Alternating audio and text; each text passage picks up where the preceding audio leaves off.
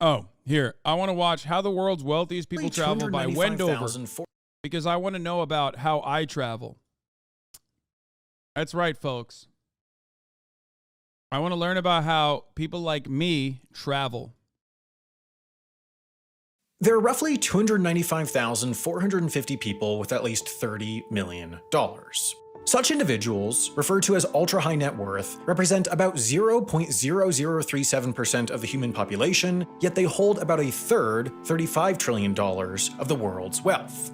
Therefore, it's no wonder why a massive global industry exists fully centered on supporting the nomadic lifestyles of the world's wealthiest 295,000. As with any socioeconomic class, ultra-high net worth individuals are more likely to socialize with other ultra-high net worth individuals, yet intriguingly, the number of people earning and spending similarly to you goes down as your income goes up. Therefore, once you get to the top of the income scale, the scarcity of people like you stretches your social networks out to a global scale. Through the years, this led to the creation of the informal but remarkably systematized so-called billionaire's social calendar. The year often starts on St. Bart's, the traditional New Year's Eve spot for the wealthiest few, then February might include the Super Bowl, and March skiing in Aspen or San Moritz. Spring starts with the Masters golf tournament in Augusta, Georgia, while I can't believe he got my social calendar. This is awkward. This is awkward that my social calendar just leaked. May includes the Cannes Film Festival and the conveniently close Monaco Grand Prix. June's highlight is the Henley Royal Rowing Regatta in England, July's is Wimbledon, August's is the Venice Film Festival, while September often includes a return to Monaco for its yacht show. October's the Frieze London Art Fair, November might include a trip down under for the Melbourne Cup, and finally, the last major event of the year, before St. Bart's of course, is Art Basel Miami Beach. These events are hardly about the events themselves. Most wealthy attendees to Monaco's Grand Prix hardly care about the racing, and its yacht show is far more than a sales event for the vessels, but rather they serve as an exclusive space made available only to wealthy people who want to socialize with other wealthy people. While few go to all, and each adapts the calendar to their preferences, ultra-wealthy individuals have often expressed a feeling of obligation to join the circuit in order to maintain their social standing. Such pressure may have motivated Jeff Bezos, for example, to start his 2022 as he did, on a yacht off St. Bart's with his partner, Lauren Sanchez. Thanks to publicly available aircraft transponder data, however, we're able to see what he did with the rest of his January. Bezos' pair of G650 jets are too large for St. Bart's' short runway, so they waited on neighboring St. Martin while the billionaire rang in the new year. Then, on the 1st, N271DV took off for the 7-hour flight to Los Angeles to drop Sanchez off, while the other N758PB flew the next day to take Bezos directly home to Seattle. Over the next 2 weeks, both jets regularly shuttled up and down the West Coast between Seattle and Burbank, presumably to take Bezos and Sanchez to visit each other. On January 13th, however, one of the— Oh, thank God. Thank God that he's not mentioning that it was actually me that he was visiting. I was there. Jets flew from Burbank to Maui, while the other flew from Seattle and stopped briefly at LAX before continuing on to Maui, presumably carrying Sanchez and Bezos respectively to the billionaire's new $78 million vacation home on the island. Then each jet returned to the mainland 4 days later. Bezos appeared to visit Sanchez again on the 23rd, then 4 days later flew directly to Washington, D.C. Bezos owns the biggest home in the district, the largest newspaper in the city, and his company Amazon is constructing its second headquarters across the river in Crystal City, Virginia, so he was likely there for business. But finally, Bezos finished out the month by flying back to Burbank once again. And he did all of this while threading the needle between highlights on the billionaire's social calendar, as just 11 days later he flew down to LA for the Super Bowl. Across January, Bezos' lifestyle Okay, to be fair, I literally was there, I think. I went to the Super Bowl. That's true. I was there. Outed. Called for his G650s to fly 29,000 miles or 46,000 kilometers in total, which is roughly equivalent to flying between Seattle and Sydney 4 times. To fuel this extent of travel, his jets used about 24,838 gallons or 94,022 liters of fuel, which could otherwise be used to propel the largest passenger aircraft in the world, an A380, across the Atlantic from DC to London with 500 passengers aboard. But Bezos' These motherfuckers not like, are they not afraid of radiation?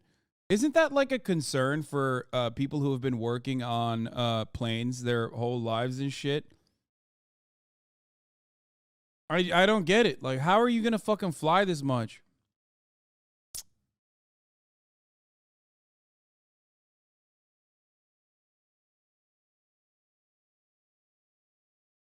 Baby blood prevents that, silly. Private jets have heavier shielding.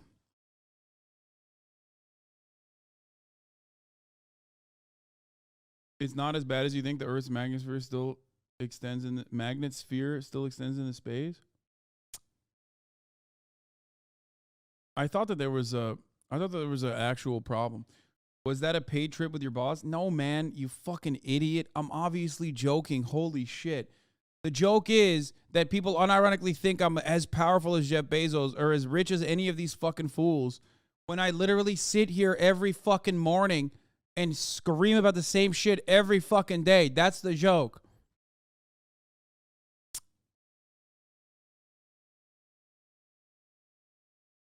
I hope the chatter was joking. Travel is indicative of the way that market analysts think ultra-luxury travel is heading. You see, two phenomena are crashing head onto each other to throw the industry into turmoil. First, more people are getting wealthy than ever as money is becoming increasingly consolidated at the top, and second, merely wealthy people are traveling less frequently than in years past, but spending more than ever. Data indicate that prior to COVID, Americans spent an average of $4,871 on a trip to Greece, but now it's all the way up to $6,561. Airline executives have also jubilantly noted that first and business class revenue is remarkably strong despite the continued weakness in the traditionally lucrative business travel segment, mostly thanks to leisure travelers opting to pay the premium for more luxurious travel at a greater rate than ever. In New York City, the ultra-luxury hotel market is said to be booming, with all-time high prices and occupancy rates and new super premium properties opening faster than ever. Summer 2022 saw the opening of the highly anticipated Amman, New York, with the cheapest room starting at $2,600 a night, but more regularly pricing in the $3,000 or $4,000s. 5 years ago, the Amman's sister property, the Utah desert resort known as Amangiri, started at $1,400 a night, but these days that's doubled to $2,800 a night. And even with dynamic pricing charging a hefty premium for the most attractive dates, plenty of nights are regularly sold. Man, inflation is really hitting everybody hard. You know what I'm saying?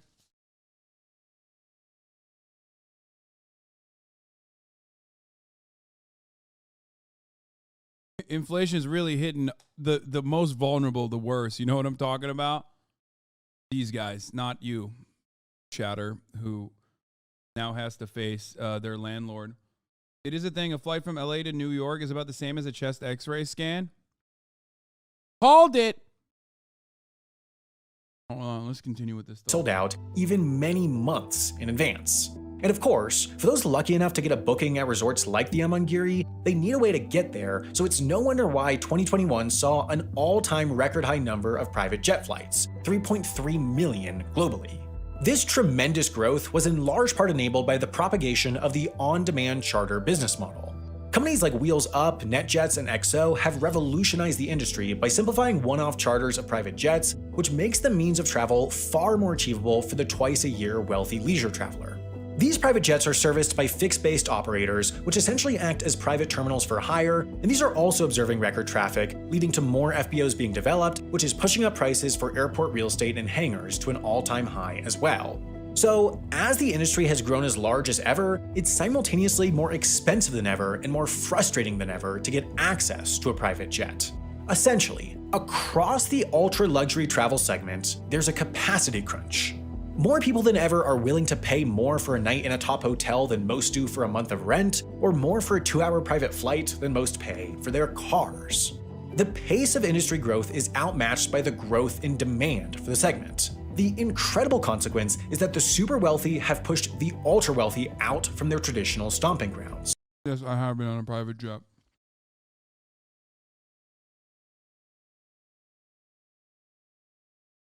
Twice. That's right, baby. Have you ever flown to any islands? No. Obviously, I never paid for it.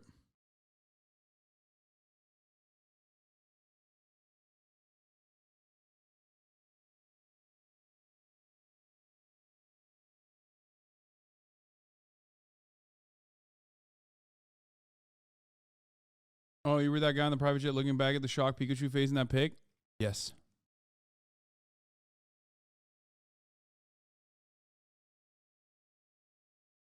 There simply are not publicly available travel experiences expensive and exclusive enough for the wealthiest of the wealthiest anymore, so they're essentially turning to private everything. Yachts fulfill this need well. They allow the ultra-rich to travel on their own terms, bringing the quality of accommodations they expect to wherever they want to go, largely regardless of outside demand. But where they want to go is still largely dictated by that billionaire's calendar, so each fall, as the temperatures in the Med drop and the final summer events finish up, a maritime migration begins. Some of the super yachts push off the dock with pared-down crews to begin the lengthy transatlantic passage under their own I don't get why it's such a big deal that you've been on a PJ. It's not.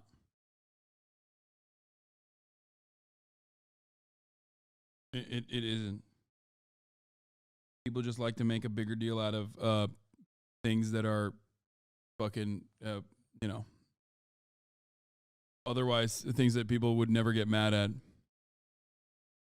But because it's me, people get mad at it. What's up? It's more so a meme in this community. But there are plenty of haters that wait for every opportunity to shit on me. Boo-hoo. I mean, yeah, boo-hoo, literally. Who gives a fuck? Yeah.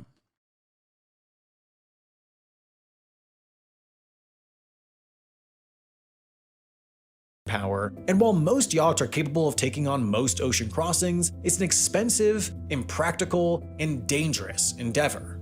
That's why these exist: yacht-carrying ships. These ships work year-round connecting the world's yachting hotspots, but in the fall and spring, it's all about the transatlantic migration. Okay, what the fuck is that, dude? What?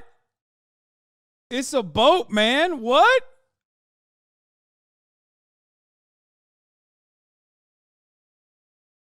I was asking, I was just curious how it was like not trying to get you. What, the private jet was fucking fire. It's a little scary if you're afraid of air travel, though.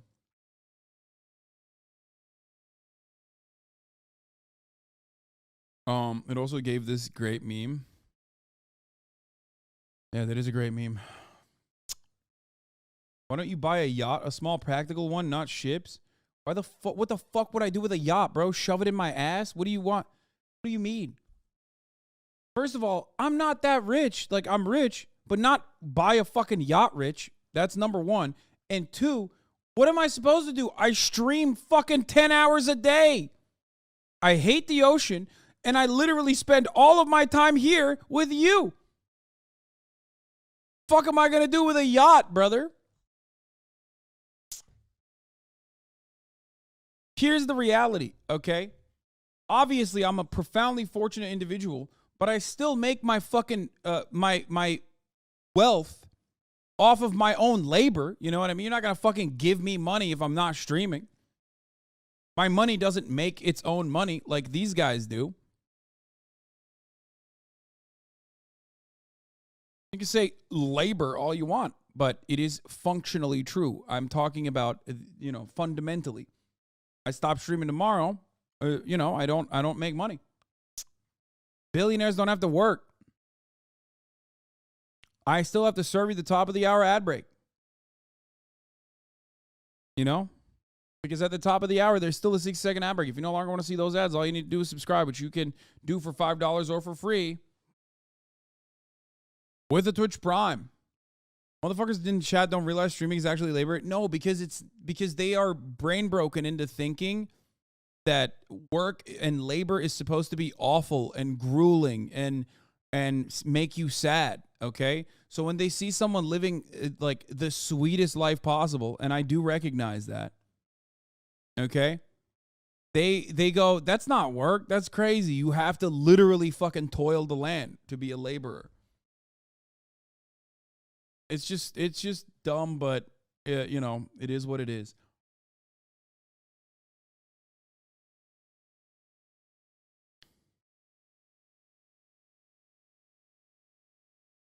We try to teach them by making stream miserable for you. Chat tries. I say we try. That's true. You do.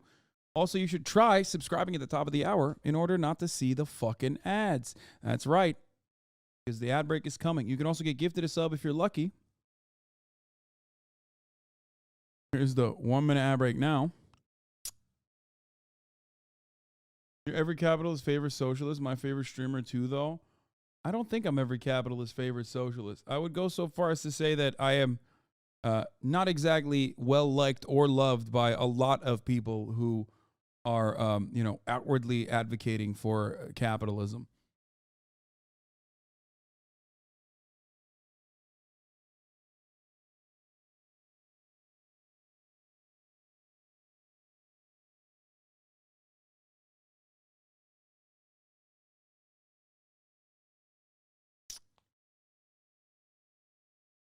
Anyway, let's continue.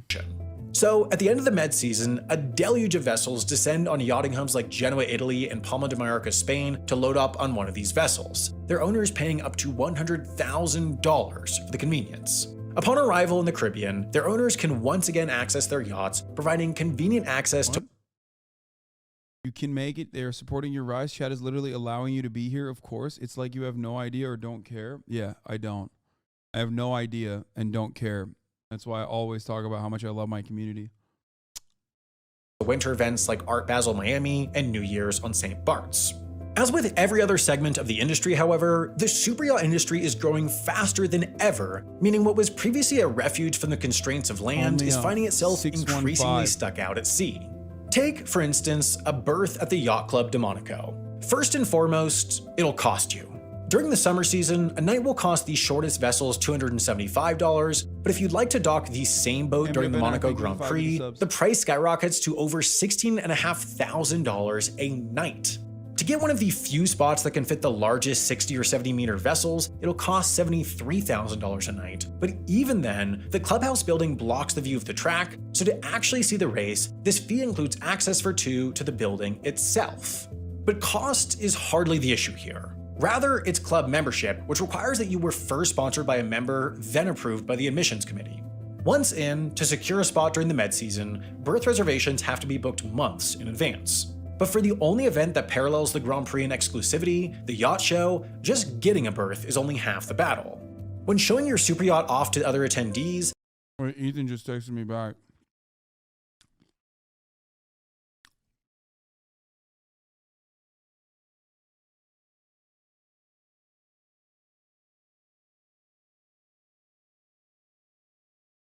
All of you fucking foot soldiers. How dare you? It's not funny. Okay? All day long, from the start, you've been writing in the chat, Dan quit, Dan quit, Dan quit. I didn't want to address it. I didn't want to make a bigger deal. I got sad, and I texted Ethan, and I said, did Dan quit? Now finally he reaches back out to me and says, no, nah, just a goof. Why are you guys memeing about that? Oh, we got you. Oh, yeah, you did. You got me sad. Okay, are you happy?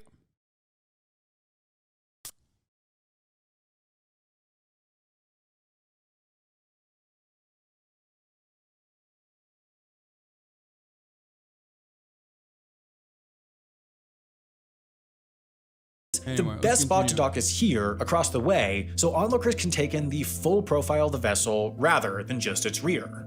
But getting these spots requires first that the yacht is too long to fit in a traditional spot, and that you or your captain has a strong relationship with the event directors, relationships that take years to form. Navigating these busy waters is an expensive pain. Superyacht ownership in general is an expensive pain. Yachts don't generally get someone from one place to the next efficiently at all. On the open ocean, they're generally unpleasantly bumpy rides, and yearly costs generally average around 10% of the boat's value. Yet across the board, no matter the length, sales only continue to rise. Anecdotally, the deals cut on the decks of these behemoth boats and the valuable relationships curated at yacht club bars are said to make the investment worth it. As one new yacht owner told The New Yorker, quote, "One deal secured on board will pay it all back many times over." So increasingly, the yacht is now perceived as a necessary component of the billionaire social calendar, meaning the same way that they gotta buy it, bro. So that's why I saw so many fucking influencers on Instagram during Monaco posting themselves on yachts. Yes. So what happens is, like, really, really rich people, like myself, go and buy yachts specifically so they can fucking roll them out once or twice a year in different parts of the planet. They also will fly in a fuckload of influencers and shit like that to these places so they look cooler, okay? Because they want to throw parties, they want to look cool, they want to look like they're in the know, they want to look like they got, you know, cool friends, like celebrity friends. And then all these other people who also own yachts, or all these other people who are also making decisions and shit like that, want to be around them.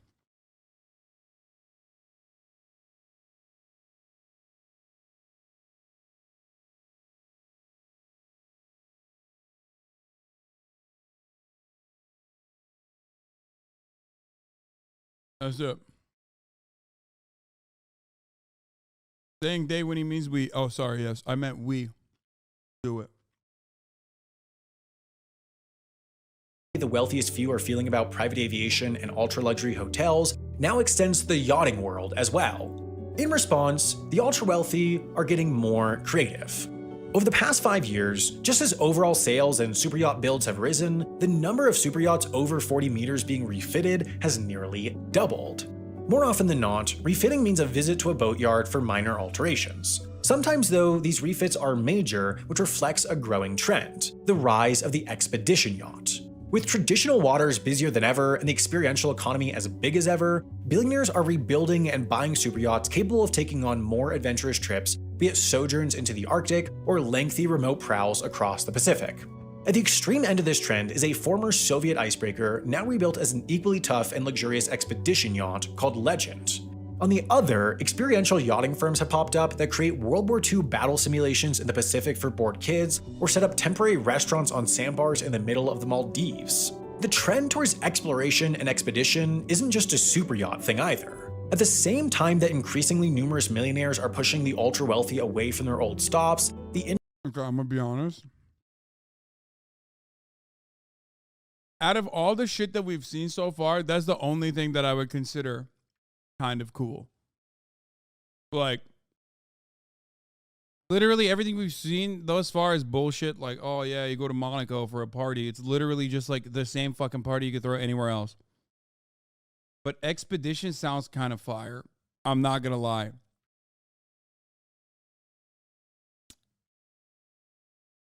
You know what I mean?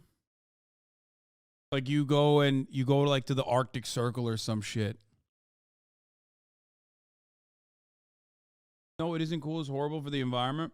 Yeah, probably. I mean, it is a throwback. That's what they used to do.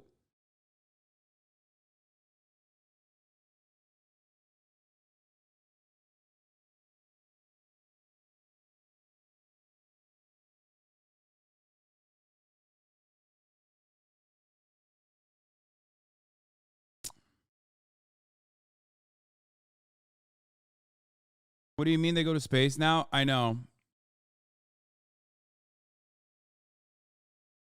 I put a Tesla platform in an old World War II era Sherman tank and I drive it around Stuyvesant and also the beaches of Northern Australia. What? An expedition isn't just a superyacht thing either. At the same time that increasingly numerous millionaires are pushing the ultra-wealthy away from their old stops, the interest in and social value of unique experiences is pulling billionaires to services offering one-of-a-kind adventures, from up-close gorilla safaris in Rwanda to luxurious overland treks to the South Pole. These Luxpeditions, as they're called, are individually curated by companies like Brown and Hudson to push their guests through Bear Grylls-like experiences in frigid winter conditions before they escape to tents with heated floors and Michelin star-worthy food waiting on them. Their goal is that the trip, in their words, is seared into the participants. Bro, it's like Burning Man. Like, you know how Burning Man is like basically glamping, but even not even glamping anymore. It's just like you have these like insane RVs. These motherfuckers are like, yeah, I'm gonna walk up the K2 and then sit inside of a heated tent and eat Michelin star dinners.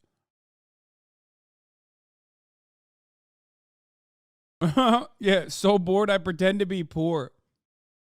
When are they going to do that? Extreme glamping, Detroit edition. You know what I mean? Motherfuckers are going to be like, yeah, actually, we're too rich. This is too much. I think what we should do now is just like pretend to be poor for a little bit. We should just go and, I don't know. Plot twist, they eat the Sherpa. Yeah. Here's the 14-day homelessness experience. Back of your head, right? I don't know where I'm going. What the fuck? Oh, Twitch. Wait, why did that auto start the fucking front page? That's weird.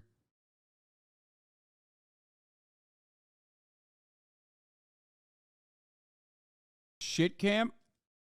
Brother, people saying shit camp. First of all, we did not have fine dining. Okay? That's number one. Number two, that's content. We're making content. We're filming shit for you. Why? I've never in my entire life ever seen a group of individuals so willing and so ready to consume so much content while simultaneously share so much disdain for those who are trying to do something different than the same fucking bullshit that you watch every goddamn day. Also, we went to Fresno, you fucking idiot. We didn't go to the South Pole. It's so weird. Why do you guys hate streamers so much? It's so strange. Like,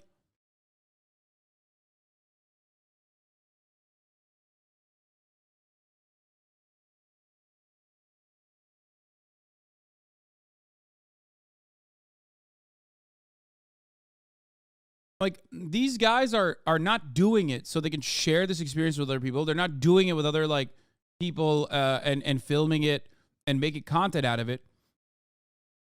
They're doing it so they experience it, and they're doing it in the most luxurious way possible. How are you going to... Environmental Frog, thank you for the 50 get the subs. How are you going to fucking compare Jeff Bezos going and like eating a Sherpa on a fucking mountain, like literally a human Sherpa on a mountain, okay, on top of like washing it down with an ortolan, to like a bunch of streamers getting together, taking time out of their fucking normal schedules to be able to like make something more unique in fucking Fresno? And by the way, for you saying it was a joke, no, motherfucker, there's like hella people that are in this chat that literally have that kind of disdain. It's so strange.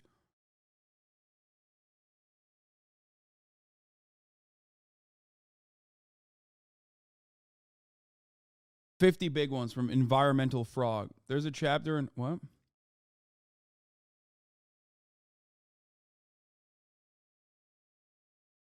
Memory. And if the extreme outdoors isn't of interest, Brown and Hudson offer the opportunity to travel like James Bond, to live a few days like someone else entirely, or go off on a globe-trotting grand tour.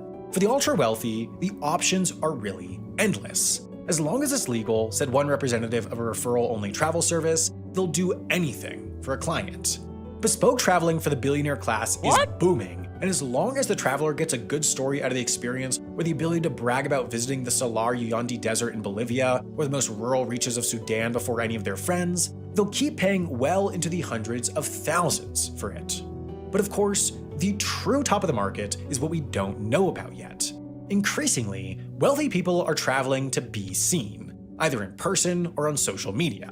In response, ultra-wealthy people are increasingly traveling to disappear, as reflected in the record sales of secluded $30, $40, and $50 million vacation homes in places like Hawaii, Colorado, and the Caribbean. We don't have a great sense of the ins and outs of the most expensive travel experiences because the secrecy is part of the premium itself. By the time they're we going do, to Little the St. top James of the Island, bro. That's what they're getting for that secrecy.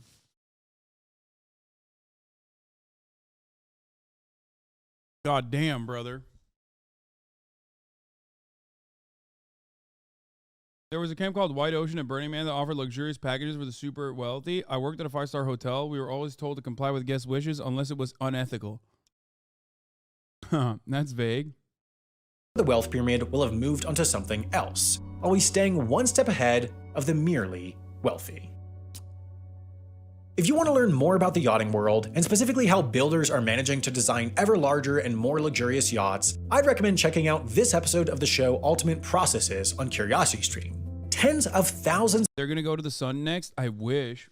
One could only hope. If you as a billionaire go to the sun, I think like your assets should be liquidated and shared evenly amongst like every single company that you have ever worked for the workers of every single company that you have ever extracted the profits from.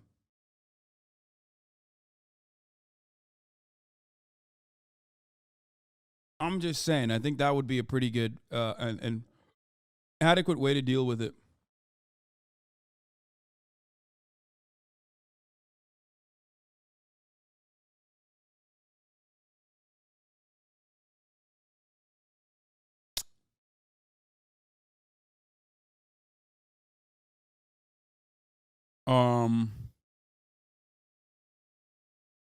Okay, hold on. Before we move on to anything else, there was one thing I wanted to do here. So, Halloween is around the corner, okay? And I still do not have a costume. It is time. Confront your baldophobia? No.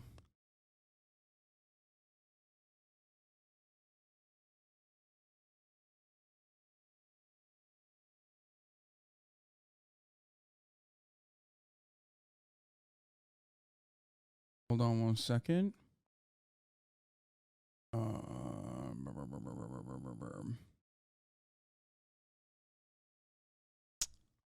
Future Trunks from DBZ. Okay, I'm working on certain costumes. I know that Geralt of Rivia is one that a lot of people want to see me do. We have some issues. Okay, here.